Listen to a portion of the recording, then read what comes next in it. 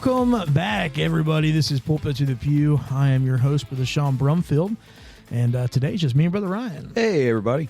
How you doing, bro? Hey, I'm hanging in there, man. How about yourself? Oh, dude, I'm doing great, considering this is our 1 year episode. Isn't that crazy? It is. It is. To think that I've had enough to talk about in a year's worth of time is just outstanding. Yeah, what a monumental thing for us. Yeah, it's great. I would have liked to have the whole crew on today, but still, I mean, life hits hard, and that's one of the things about showbiz.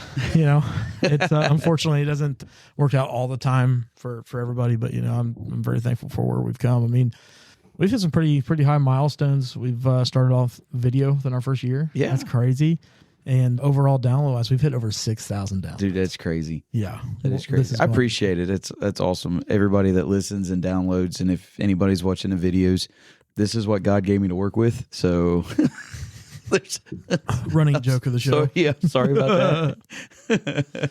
But it's been fun, man. Yeah, it's been great. Ride. I mean, I feel like the content's been good. Yeah, the videos have been doing really well. Yeah, on YouTube and stuff are getting over 1,000 views per short. Our actual videos haven't hit that number yet, but like our shorts are getting out there. So and I'm getting a lot of responses on people liking those little short videos and stuff. But yeah, man, this is awesome to think that here we are, man. I mean, it's I'm not going to say it's been easy.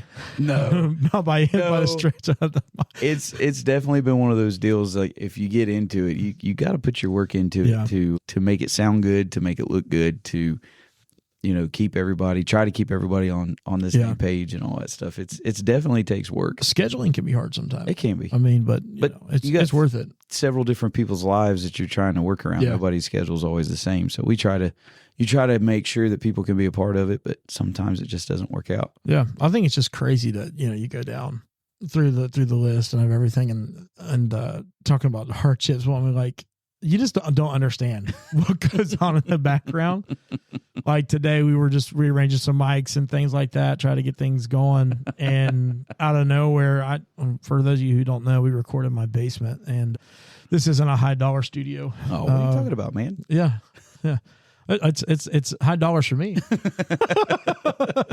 But we were over here, and there's a portion of the wall that you all can't see, thank God, that is got like I got a bed stored in down here that we were moving things, and all I heard was and my brother was like, oh no. Yeah.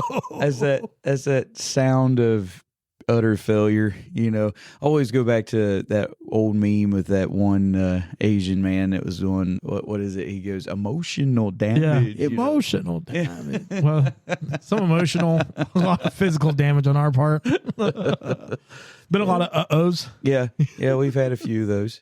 What's amazing to me is in a year's space of time, I think we've only missed a couple episodes. One was technical. You lost it, and that happens when you're dealing with the realm of electronics and stuff. You always has that, or always has that, always have that.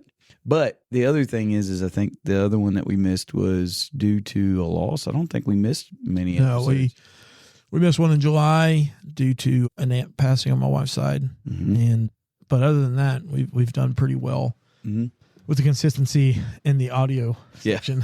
My videos are hit or miss. I had some technical difficulties where my cameras were shutting off in the middle of recording, and that's just tough beat. We still got the audio. When you hear them scream, something's wrong. Yeah. You turn them on and they scream and turn back off again. Yeah. Part of that's because they don't like my face, but it's been crazy though. I mean, hopefully here soon, Lord willing, our videos will be consistent, and looking to see that side grow a little bit more, and hopefully gain more than just listeners and people actually interested in what we look like and that kind of stuff. But it's been a quite a learning experience. If you're thinking about getting into podcasting or doing what we're doing, recommend it for sure. We need Pod and Me's really been the ones that we've looked to and talked to Brother Devin on several occasions and such of that nature. And it's definitely a good outlet that I think that Christians can use just to kind of get that whole I don't know what you want to call it, the whole stigma that we're nothing but a bunch of stick in the muds. Yeah. You know, it's kind of funny to be able to see the real after it's all said. I'm one of those ones that I don't like hearing myself. I don't like re-listening to what I say. A lot of times my kids are like, "What'd you talk about?" And I'm like, I try to shut it off because, you know, maybe sometimes I might find myself to be embarrassed. I can't believe I shared that over whatever. But it's been kind of funny to kind of look back on Facebook and look at the reels and stuff and see people say, "Hey, I can relate to this." Yeah. You know, I didn't think the DC talk thing would get any relation, but yeah, people related. It did. People really liked that, and so they were like, "Yeah, I remember having that same issue with my mom and dad." Yeah, I think we went through a lot of one of the main. Well, let me start with this. One of the main things Brother Devin gave me advice, and was you got to be consistently willing to move and not just say, "Hey, this is the gold standard," and this will work for it forever, because it's true. You think you got something good, and we've tried a few things that fell flat. You know, we went a couple places with the program. Some people liked that, some people didn't. Mm-hmm. But to say that you make something that everybody likes is going to be hard. But I think we've got back to the good formula. Yeah, of just throwing things out. Have an idea of what we want to talk about, and then going into that. But, so what's funny is now that we're on video, they can tell we really don't have any notes. No. Like there's no papers here. Yeah, we talk a few things that in general, and then a lot of it's just kind of shooting from the hip. I've seen some of Brother Devin's Patreon stuff. Mm-hmm. What's that called? Gen Z or Podden Z is what he calls it. And they put a video up of him and all those preachers during their camp meeting. And like every preacher's got like a Bible, a commentary, and a bunch of notes and stuff. And I'm just like, we ain't got nothing like that. Well, for that one, it was their camp meetings. Yeah. It was their pastoral If we did something like that, then I would definitely be more prepared. But like, I'm going to sit here and quote jerky. And like eat jerky and quote the Bible. This is raw. This is raw and unfiltered right here. This is what you get. Well, that was the goal when we first started this, is to say, beyond, your standard day, everybody can be related in some way. Yeah. And I mean, we probably strayed a little bit from that but being more so in the transparency of life as far as inside church and out of church, Yeah. Yeah. It's definitely been a wild ride. Can't wait to see what goes on from here. Yeah. It'll be neat to see. So we had something happen at the time of recording that's never happened before, that I can recall in all my years being in church. And that was when you have the bird in the sanctuary. Oh my goodness. Yeah, that was crazy. Fun. Talk about like behind the scenes. Okay. So, you know what I mean? Yeah. So the funny thing about it was we was getting ready for service. It was just me, and I had two of my kids with me because the other two are sick. And so we get in and we had to take out some trash. So we're kind of doing, people think pastoral is just come in and turn the lights on and get going. Nah, I'll sweep and clean toilets and take out trash and all that stuff too. That's just all part of it. But I had my oldest son take out a trash bag to the trash can, and we got that side door, Next thing I know, kid's freaking out. And he goes, "Dad, there's a bird in here." What are you talking about? And sure enough, man, there's a little sparrow or whatever. Yeah, it was a sparrow. Yeah. So it was sitting up there on our speakers, hanging up off the ceiling. Yeah. And I don't know. I walked around. I didn't see any holes inside the church. I really think it came in when we opened one of the doors. Yeah, it probably did. But the funny thing was watching everybody try to catch it. That was hilarious. I think the catfish net is what got it for me. Yeah. Yeah. Just coming in and just like, catch a sparrow with that thing? Yeah. Well, he did. Well, to a degree. More like he hunted. More like he hunted a sparrow with that. More like he tennis ball shot that bird into the wall, and it is now. When that he's in bird heaven now, but when that happened and he hit that thing, I could see the slow motion of that bird just and then it cracked against the wall. To me, it was the diving on it. It's like Elmer Fudd right on top of that thing. It was funny. Yeah, I've never seen that. Now, open air services, obviously. Yeah.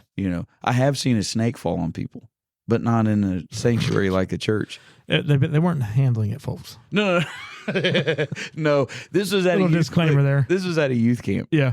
And it's one of those youth camps where it's half open, half enclosed, if that makes sense. Like the front of it at the time is open, but the side walls and all that stuff. Yeah. And it's all, there's no insulation, no nothing. At this time, AC and youth camps just didn't go hand in hand. If you wanted to be in a good youth camp at this time of my life, you had to be 200 degrees, dying of sweat, licking salt blocks so you don't have heat stroke, right? Kids don't know how good they have it these days. Yeah, yeah. But I think our parents used to say that too, where they had to walk uphill both ways barefoot in the snow. Yeah. Anyway, so so we're sitting here, and I'm too old to be a camper, so I'm sitting with the adults in the back. I'm not sitting with the kids in the front. I'm sitting with the adults in the back, and we watch this big black snake going across the rafters, and it's not in the kids area; it's in the adults section. And it's literally how it was broken down. The adults sat in the back. There was a walkway, and then the kids. That's literally how this was separated.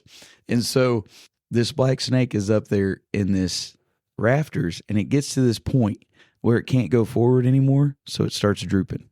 And there was a group of preachers. There was about 5 of them. My dad was part of this group of 5 that seen that, we're going to have a very major incident happen. Because if this snake comes down, game over. Yeah, this is going to be fully open by the time it's all said and done. There ain't going to be half open. So I don't know why, and I don't know how, but there was a pew leg from a broken pew that was leaned up against the wall. And these preachers decided what we're going to do is we're just going to kind of nonchalantly walk up underneath it, and we're going to tip it and just put it back up on the rafters. We can't take it down. We take it down, people's going to freak out. That's going to be the end of it. So we'll just, stabilize it back up in the rafters again. Well, they missed. Oh, man. And they knocked the snake in a lady's lap. And it fell, and she screamed. And I'm talking, you'd have thought somebody killed her. Like, she just got stabbed. She's dying. She screamed. That whole half. Can't make it up. I feel like a Wendy Bagwell at this point, talking about, all this stuff. Yeah. But this is God's honest truth. As he would say, with my hand up. Yeah, with my hand up. But the snake falls in this lady's lap. And she tosses it in the aisleway. She's screaming. They take off running. Well, everybody that sees it on that side, because she screams, she takes off running. It really was like dominoes. This side took off screaming, and they hit to the other side. At this time, nobody else can see what's going on because you've got these same 5 preachers who were very unsuccessful on keeping it in the rafters. Yeah. Now they're trying to kill the snake because the snake is mad. And so it's striking at them. And so they're taking that same pew leg and they're trying to smush it. None of them's hitting this. They couldn't hit the broadside of a barn, okay, with this huge pew leg. None of them's hitting a snake. It starts going up the leg of one of the preachers. So now he's screaming and dancing, and he's trying to kick the snake off of him. They're trying to kill it and all that stuff. By this time, man, revival breaks out. Quite honestly, because these people started screaming and shouting, and they rushed over to the other side. Well, these people over here started screaming and shouting. This is the first time I was ever at youth camp where the youth was turned around facing the back of the church watching the adults. Oh, my goodness. As they're all screaming and shouting. And they had a tremendous service. It was hilarious. They finally did get the snake out. They didn't kill it, though. It won. So the Wendy Bagwell story was blind seeing dogs, though, wasn't it? Yeah, when he said it? Yeah, the old German police dogs. German police dogs. Yeah. I've never had a situation like that. I don't think I've ever seen an animal inside church other than that. was that bird. But dude, I'll tell you, that thing came down, soared down. There was one point Benjamin was just staring at it, and that bird came down, hit a dropping it like it was like getting ready to hit him in the face, and he just yeah, he just kind of matrixed it out of the way. I mean, he was cracking me up. Watching all the people ducking. The thing was more scared of us than we were of it. And he's going, "Oh, I'm not scared. I'm not scared. I just don't want to get pooped on." You're like, just admit it. You're scared a little bit. I was like, I don't like birds. I was like, birds freak me out. That's the first time I thought I'd ever have to cancel service because a bird got in a sanctuary. I didn't know what we were going to do. I didn't either. Like I was telling you, sometimes I wish we had them Catholic offering pans where you had the stick and the hoop and then the bag on the bottom. We had a catfish net. We'll start carrying that around for the offering pan. God wants that quiet money. That change will fall right out. Just give us them bills. Yeah, it's got to be green or it's not going to stay. Green or now the thing is the quiet money. Do you want to hear that? Yeah. Would you like to leave a tip? No, I was kidding. A tip for the pastor. 15%, 20%. Yeah. Wait, that's more than we give God. We can't do that. We'll have to readjust those. No, don't worry, it's already included. Yeah. Oh man, I didn't mean to cut you off there. What was you gonna say? I can't remember. Old age kicked in, man. My grandpa used to say, "You asked me too quick." Yeah, old timers. I got some students sometimes come up and they're like, "Hey, I got some makeup work to do," and I'll be like, "Okay, well, I'll have to get with you later because I can't remember what I told you to do to begin with." Let me catch up with myself, and then I'll get there. I have days like that. I always heard you tie a thread around your finger or something. Remember, and then I'm like, "What do I need that for?" Just take it off. Can't remember what it's for. I've never tied a thread around my finger. I may have once or twice when I was a kid. Yeah, I never. I just come to the conclusion that when it's time for me to remember, I'll remember.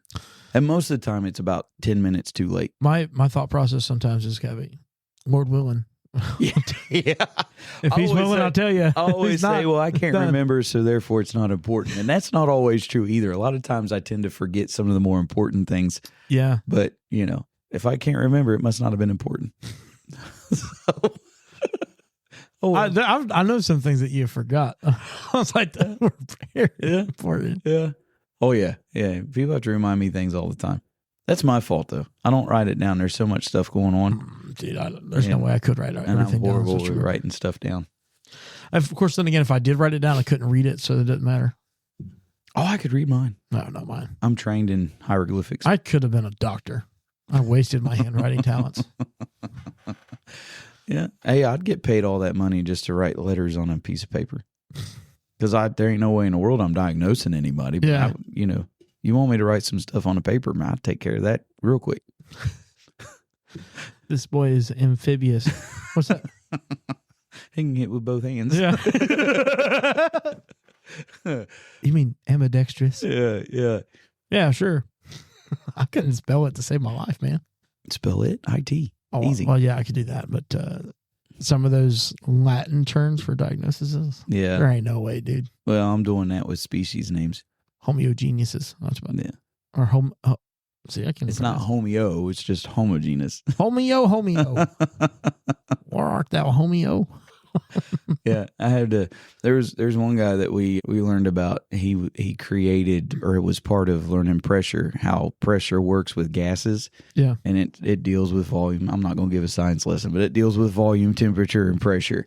And his name, he was a French man, and his name, I looked at it, it's spelled Amonton, but it gives you in the parentheses how to pronounce it, and it's quite literally a monton. Okay, so if it's a French guy, oh my goodness, you automatically are like a monton.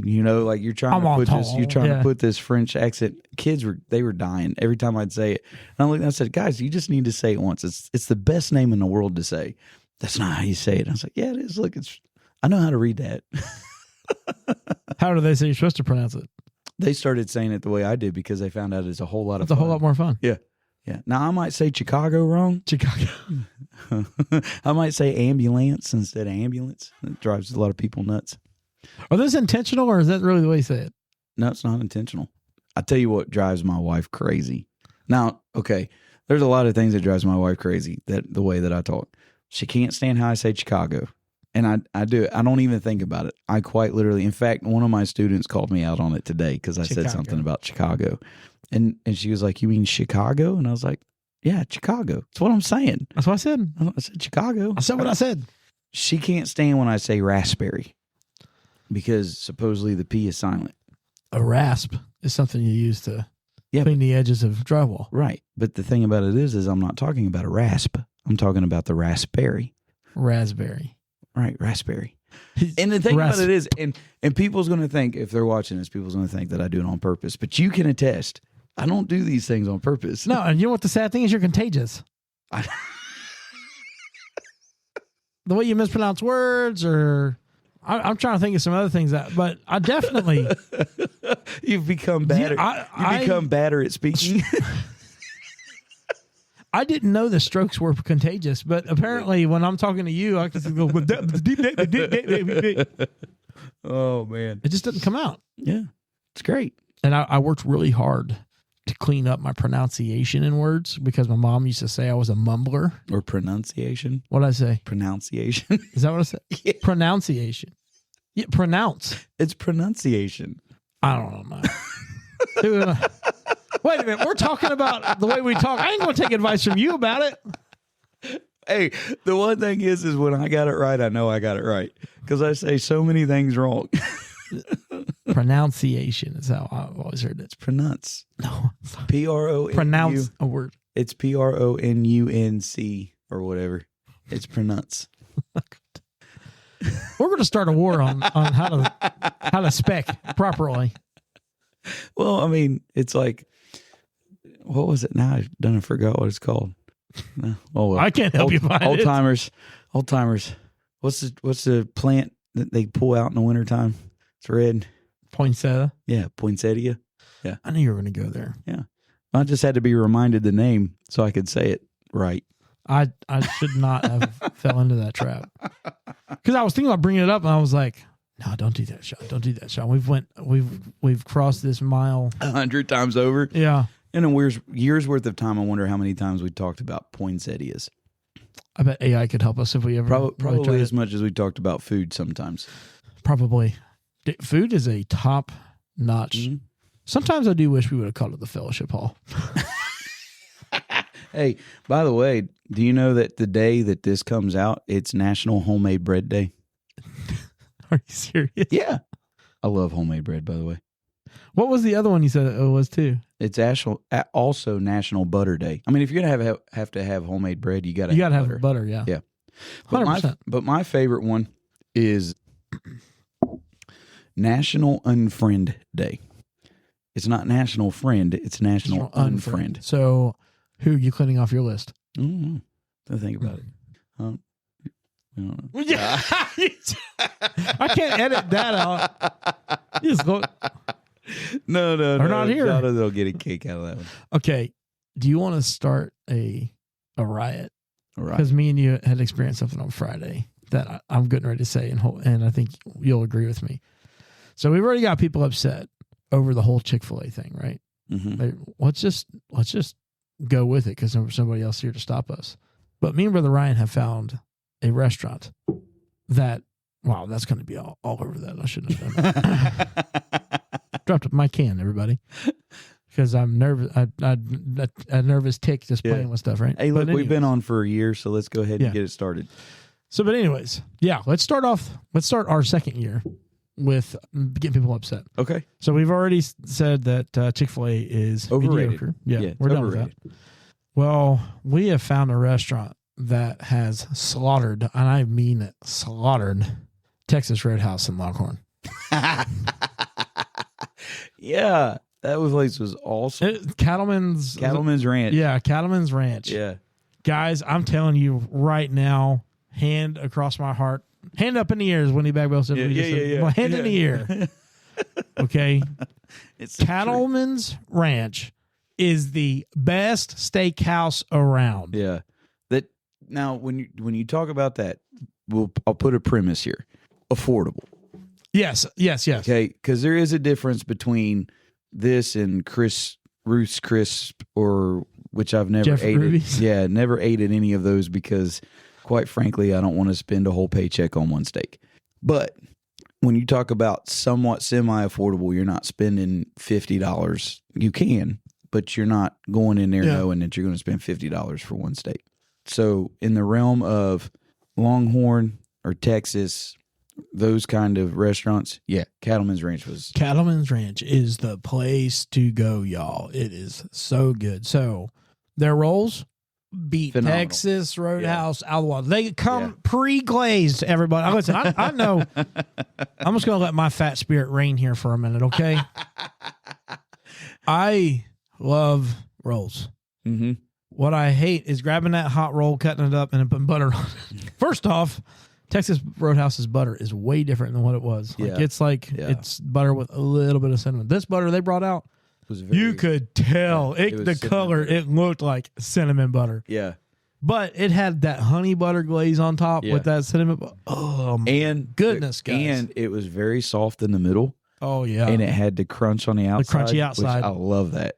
But I'm y'all probably going to judge me here, but this is my South End Columbus trash coming out of me. It reminded me of my kid days going to the hometown buffet and or Golden Corral without the hot buffet bar.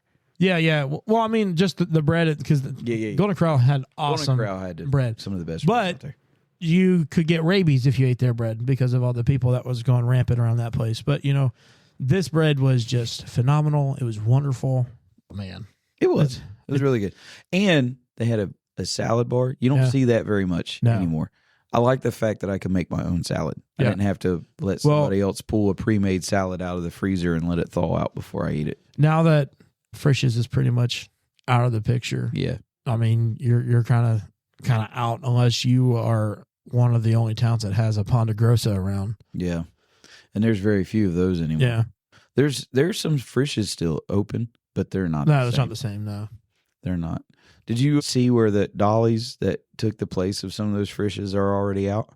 I've never heard anything ever since they started. Yeah, they were absolutely disgusting, man. Wow, that's terrible. Yeah, so they were like special sauce was like hot sauce, ketchup, and horseradish and something else. Like it was like not even tartar sauce. No, it was 3 things that you don't put together on chicken.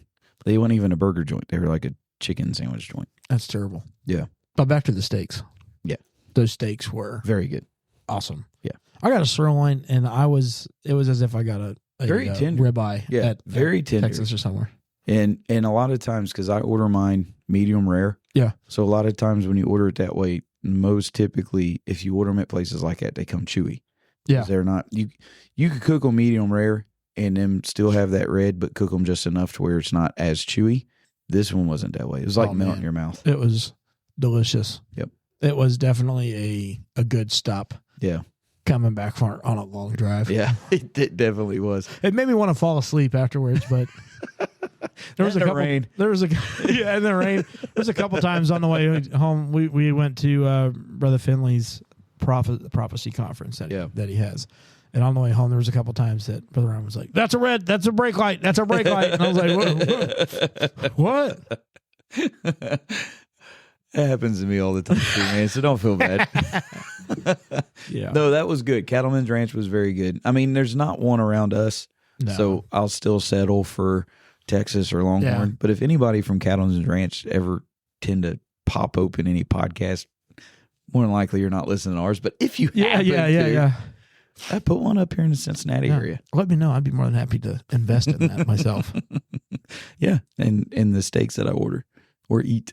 That's a good investment. So, what is it to open up our own steakhouse? Yeah. I don't know if I want to do that work.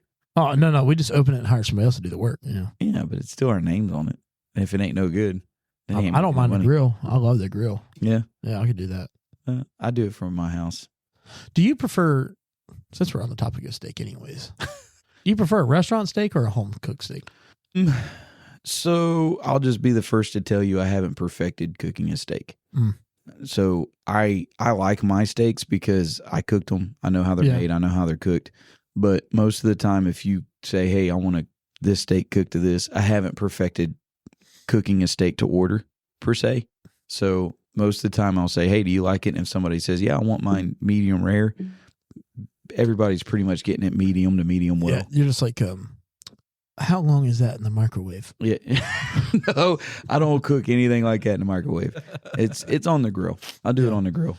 No, I love grilling out. Like that's one of my favorite things. And I cheat. I can't do number one, my hands are too fat to get that and understand that whole pinch your finger idea to get the tenderness of the steak. So I'm like, it all feels the same to me. So I'm a thermometer kind of guy. Yeah. Well, I never did. So I timed it and gauged the temperature. Yeah. And kind of went that way.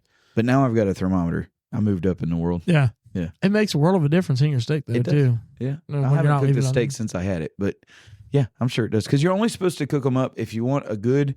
I'm learning this because I'm learning more to perfect that portion, right? So for a good medium rare, if you like it that way, they say about 165 degrees in the middle of the steak. That's well done. 165 is well done. You're looking about 115, 120 for medium rare.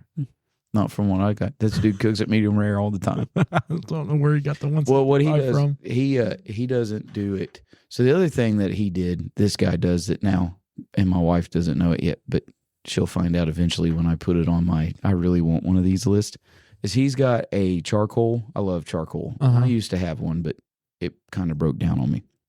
But he's got one of those round charcoal grills, but it's only half. Yeah. So he gets the sear on the one side with the charcoal, and then he rotates the grill, the thing, and sits the steak. It cooks like an offset. Yeah. My favorite way I do it, I get the old pellet grill out and get it going as hot as I can get it, and then so I got what is it called? Anyways, a Pit Boss. I got a Pit Boss pellet grill. That's what it's called, and it's got a broiler on it. So like when you can open it up and have direct flame. So that's what I'll do is I'll sear it on there. Yeah.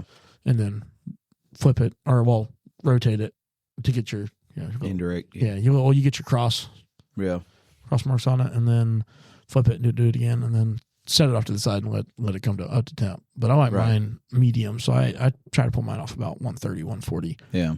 Because they're going to cook a little bit longer. Once you pull them off, you let them sit, let them rest. But no, I'm more of a medium rare. It's kind of where I like it. It's good flavor. Yeah, so. I am not. I can't. It's not a taste or that I don't think. It's just a texture thing for me. I can't do the only thing I can eat medium rare or rare is a spare rib. Yeah, I love. You mean prime rib. Yeah.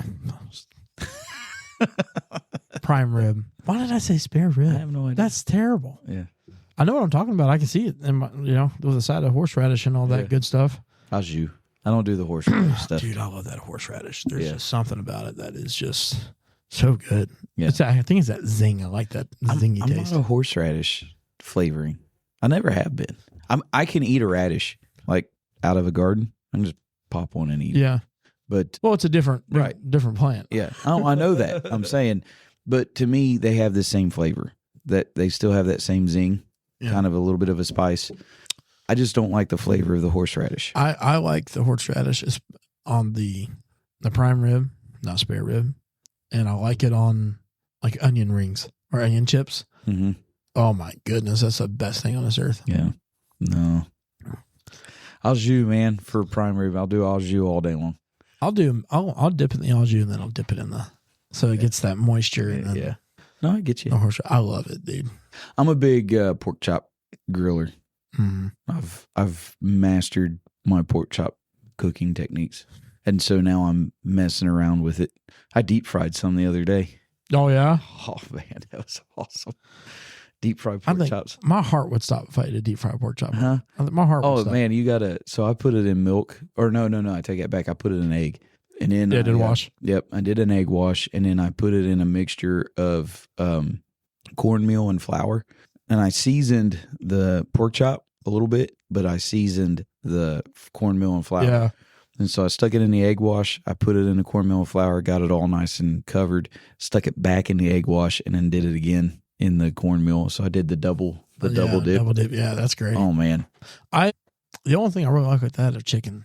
I don't really like a breaded pork chop. I love fried chicken, or have you ever had oven fried chicken? No. Oh, dude, that is one of the best things ever. It's pretty much you just put it in a pan, put your breading over top of it, and then soak it, and it just bakes in butter. Yeah. Which has got more flavor than grease, so a lot more calories too. So with the pork chops, my daughter Kennedy, she don't eat a ton of meat. Yeah. She don't like fried chicken. She don't like pork chops. She can eat chicken, like chicken nuggets type chicken or chicken tenders, but she doesn't like getting it off the bone. If we do that, it's got to be more of a baked style. And even then, she's very seldom eating it. So Poor kid. Yeah, she's not a big meat person. She don't eat steak. She don't eat burgers, nothing. She used to all the time. She used to eat burgers all the time, but she just don't like it. So I deep fried those pork chops, and she chowed down on that. She absolutely loved it. I got her to finally see the error of her ways. I just had to cook it. Well, I don't know. It'd be hard for me not to like the. I mean, I've never went through a phase where I didn't like meat. Oh no. I've always got moments where I'm like, this doesn't really sound like I'm kind of tired of eating this right now, so I'll eat something else. Not that I'll quit eating the other thing, but I'll eat something else. I don't eat burgers a ton, but when I want a burger, like today, yes, yeah, when I want a burger, like I really want a burger. But I'm not a thick patty burger person either. I'd rather have multiple patties. Yeah, but like crispy. Yeah. Like smash burgers. Smash burgers. Yeah. Oh, yeah. That's like the best burger in my opinion. Right. How do we get off on food all the time? I don't know, but it's great. I'm loving it. I'm not even hungry. We ate. Yeah, but by the way, with that being said, best sauce out there. And people's gonna hate me for this. Look, we're already gonna make them mad. So here we go. Best sauce out there puts cane sauce and puts Chick-fil-A sauce, which I can't stand Chick-fil-A sauce anyway, puts these sauces to shame. And that is the heavenly sauce. Heavenly sauce from Gold Star. From Gold Star. By the way, if y'all are wondering, that's what we had first. Before recording was Gold Star. Gold Star's heavenly sauce. I can drink that stuff out of a bottle. We've said it here several times. Gold Star has the best burger. Fast food burgers. For a fast food restaurant. Hands down. And like you said, that is the best sauce around right now. It's the perfect name. Yeah. No. I love that sauce. Yeah. I know we talk about B-dubs a lot. Yeah. But frankly, my wife makes me take her to B-dubs all the time anyways. It's like a ritual. After every Wednesday night service, so guess where we're going? We're going to go to B-dubs. Yeah. They have a brown sugar sweet heat sauce right now.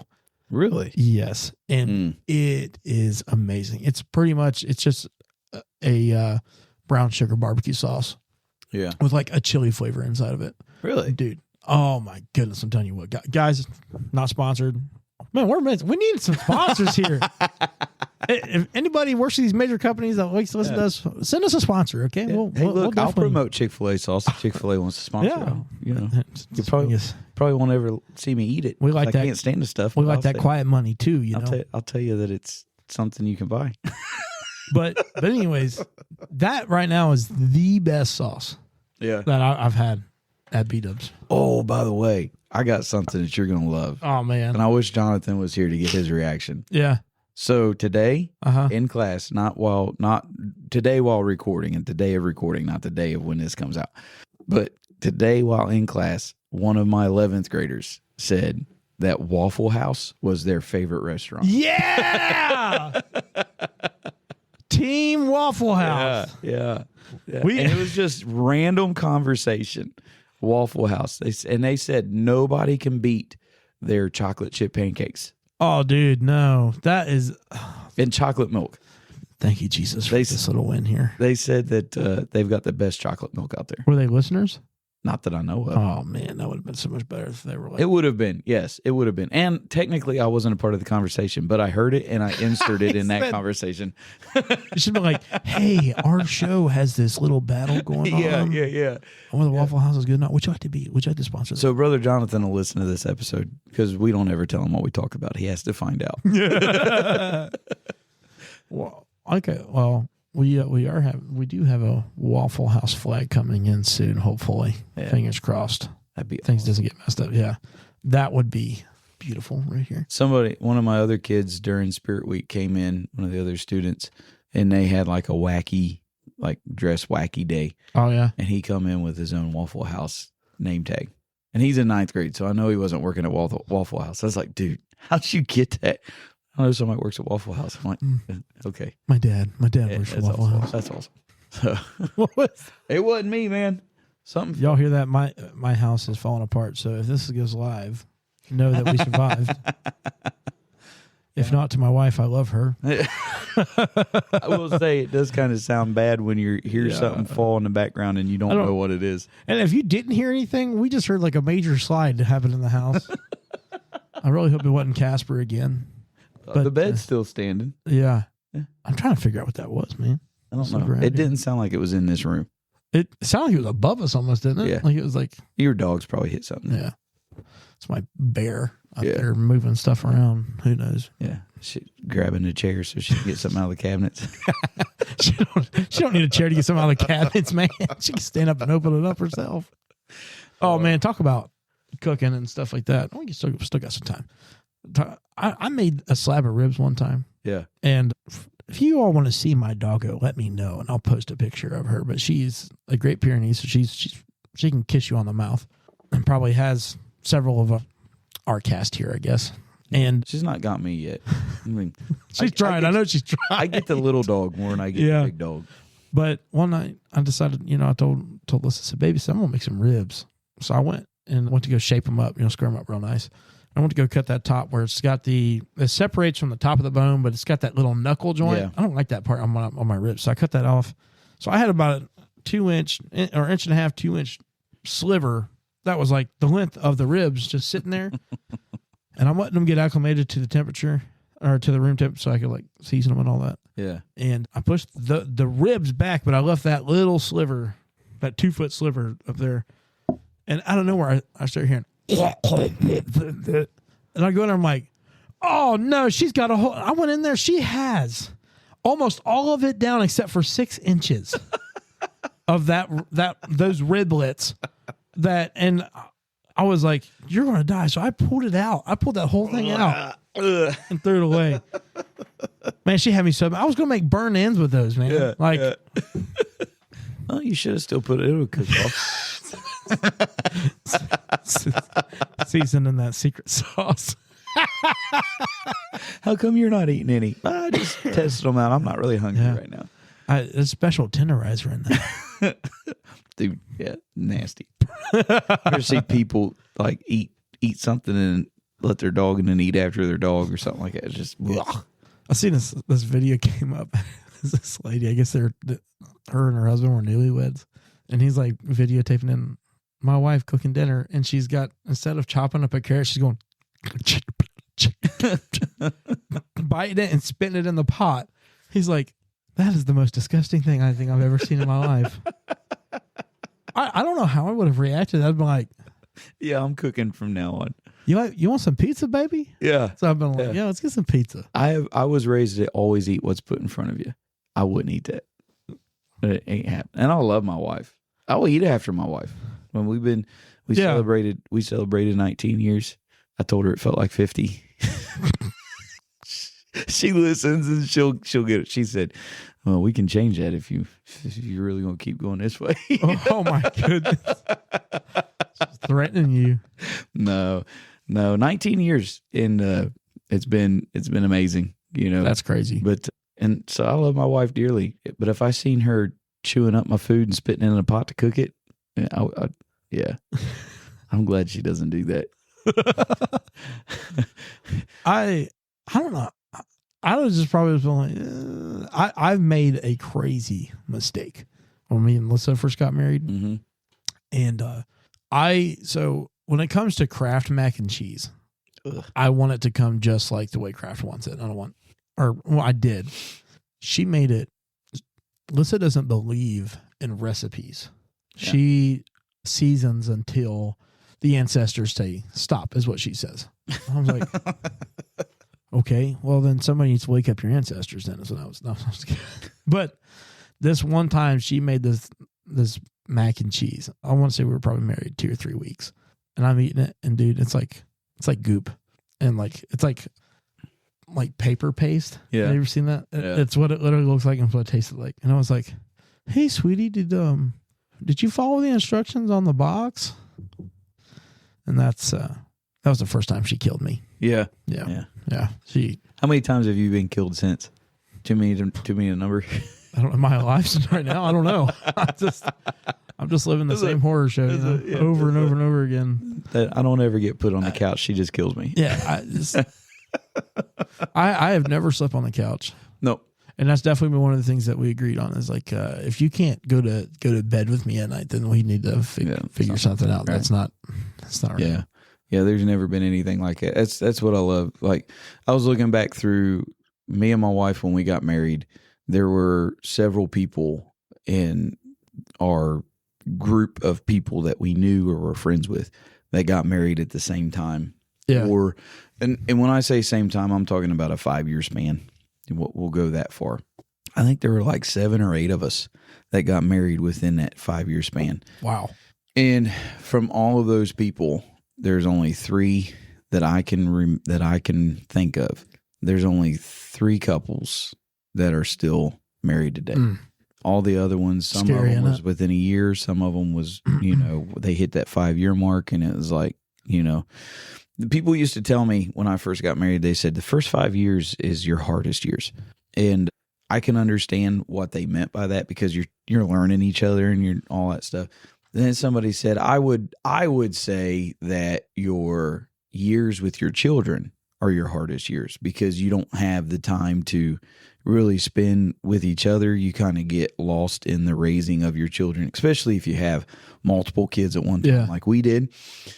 And then I heard somebody say it's the years after your children, because you're trying to relearn each other because you've spent so much time with that. And so I've kind of spent this whole 19 years going, okay, so when's the hard years? Because in all honesty, I never felt like, not every day's been an easy day. Well, see, I feel the opposite. I feel like for us, everybody was like, oh, your first year, it's going to be nothing but bliss, and this is my wife, and blah, blah, blah. And I was like, our first year was probably our hardest year. Well, you guys got married at a bad time too. Yeah. I mean, the world was dead. Yeah, we got married. The Lord was coming. Trumpets were sounding. Everybody was dying. Bodies laying in the street. Yeah, we were in the the third year of tribulation at that point. Yeah. But that first year was hard, man. I can see that too, because not only did you guys get married, but you're still learning each other, and you couldn't go anywhere. Yeah, we couldn't go nowhere.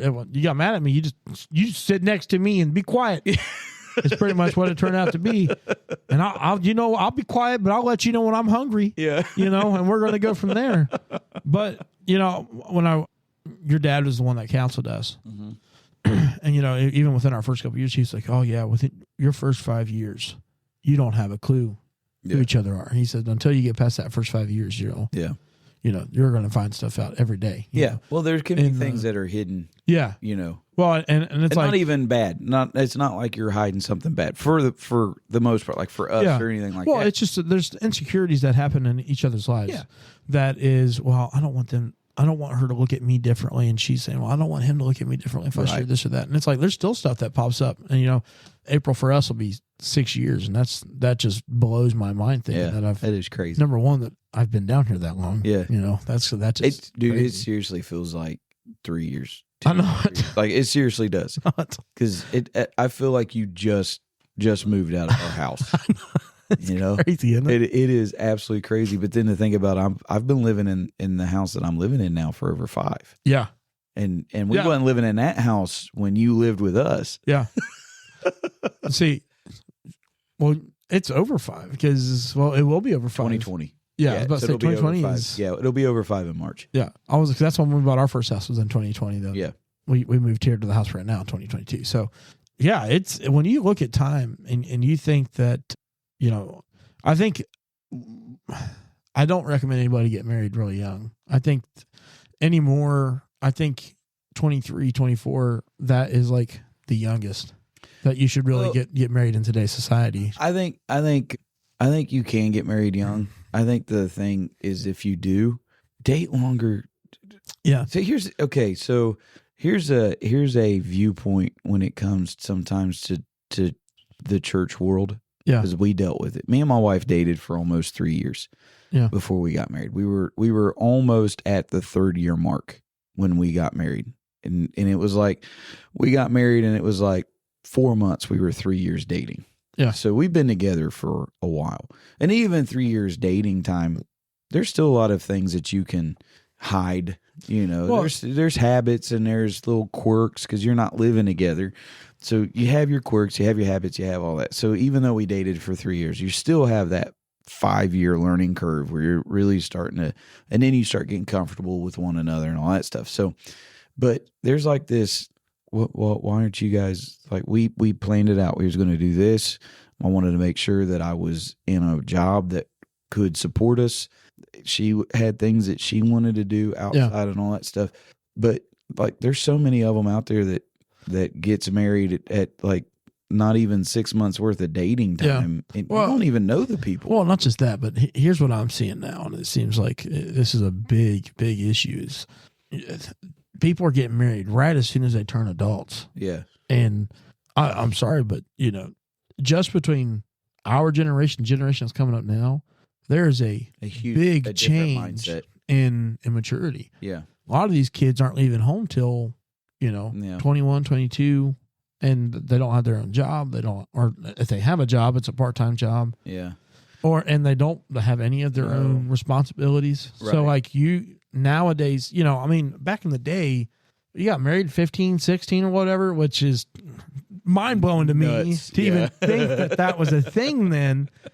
But they were already working on farms. Right. They already knew how to work the land. They knew all this crazy stuff. Yeah. Half of them lied. My grandpa was telling me he was 14, lied and said he was 17 to work in a glove factory. Yeah. Like that's just just people wanted to work, My grandpa was 14, living in an apartment building in a lumber yard. He moved out of his house, lived in an apartment building in a lumber yard, and then lied at I think 15 and joined the Army. And he was in the Korean War. I think he was like 16 years old. Wow. Yeah. See, and that's our guys think that being in the Army is playing Call of Duty or something. Yeah. You know what I mean? That's like, yeah, man. You can get shot 15 times, and I'm a level 32 sergeant, man. Yeah. Yeah, I got shot 15 times, but I hid behind that wall. My KD's 15 and 30, man. I'm doing pretty good, And it's like, that's not the mindset you can have and want to. There is a different mindset. Yeah. It's a different sense of responsibility of. And I'm not saying that it's wrong or nobody should ever do that, but statistically, you should wait. You should wait and figure out who you are as an adult. And I mean, I don't. I got married I was 22, I think. 22 or 23, somewhere. Yeah, I was 20. Yeah. My wife was 19. I'm trying to think here. I had to be 23 because that was, 2020. I was born in 97, so I was 20. Or 23. Man, I can't get this out of my head right now. That head only sauce got me falling asleep. Yeah. Hey, I get you, man. Yeah. Plus, it's getting darker fast. Oh, dude, I can't stand that. I don't like it being midnight at 6 o'clock. I was telling us the other day, I was like, it's 5:30. It's pitch black outside. Yeah. I said, I had to fight to stay awake. 5:30, and I'm thinking, oh, man, it's 10 o'clock. I got to go to bed. I got to get up in the morning. Yeah, and you're like, oh, how am I going to drag out these 4 hours? Because if I go to bed now, I'm going to get up at 2 o'clock. Yeah. If I went to bed at 5, I'm up at 10. There ain't I don't make it to 2. That's crazy, dude. And then I'm mad at myself. I'm sitting in the living room saying, you're stupid. Falling asleep this early. Can't sleep. Dummy. Knucklehead. Man, how do we get this far today? We've hit so many topics today. Hey, you want to top it? We can go all the way around. You want to hear something else? Yeah. What kind of car would Jesus drive if he was here today? I don't know. A Chrysler. Well, he already has a car, right? What? He never taught much of his own accord. No, well, that's true. Yeah. We can end it on that. I hope you guys enjoyed that. This is our 1 year. This is kind of loose and getting a little bit of everything here. Yeah. But I had a blast. Thank you guys so much for supporting us. We don't deserve it, but we are definitely grateful to have a following, everybody that has stuck with us throughout this year.